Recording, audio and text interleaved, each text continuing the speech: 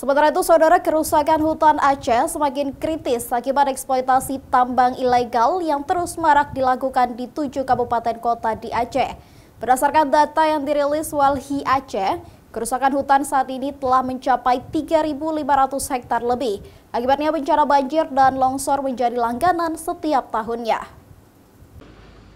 Maraknya aktivitas pertambangan emas ilegal di 7 kabupaten kota di Aceh terus terjadi sejak dulu. Namun hingga saat ini pemerintah dan penegak hukum belum ada upaya serius untuk menghentikan praktek tambang emas ilegal yang dilakukan oleh mafia tambang yang tak bertanggung jawab.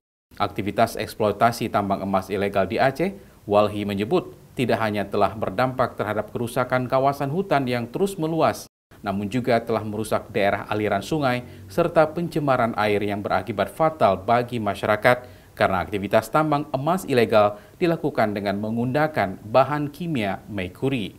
Berdasarkan data yang dihimpun Walhi Aceh, akhir tahun 2023 lalu, kerusakan hutan di 7 kabupaten kota di Aceh telah mencapai 3.500 hektar lebih. Angka kerusakan kawasan hutan akan terus bertambah hingga 50 hektar setiap 3 bulan karena perluasan area eksploitasi ilegal. Ya, bicara tambang ilegal di Aceh saat ini terjadi di 7 kabupaten. 7 kabupaten dan itu bukan kejadian baru. Sudah terjadi sejak lama dan belum ada penanganan yang cukup oleh pemerintah untuk menghentikan proses pertambangan itu. Penegakan hukum secara masif, tidak sporadis, tidak hanya di spot-spot tertentu, tapi semua ini harus dihentikan terlebih dahulu, kemudian ditata ulang lokasi-lokasi. Nah, mirisnya memang kebanyakan tambang ilegal ini dia tidak hanya merusak kawasan hutan, tapi juga merusak daerah aliran sungai dan kemudian penggunaan zat kimia yang sebenarnya itu sangat berbahaya bagi tidak hanya lingkungan tapi juga bagi manusia yang melakukan aktivitas tambang ilegal maupun orang-orang yang memanfaatkan sumber aliran sungai yang sudah terkontaminasi dengan zat kimia, misalnya merkuri misalnya.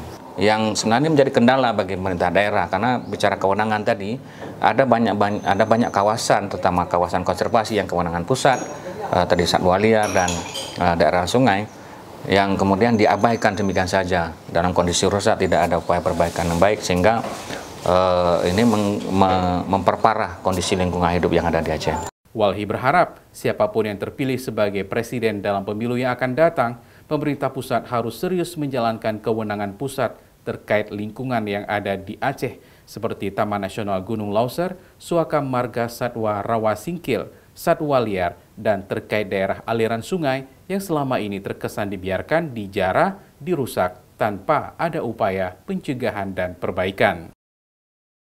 Raja Umar, Kompas TV, Banda Aceh.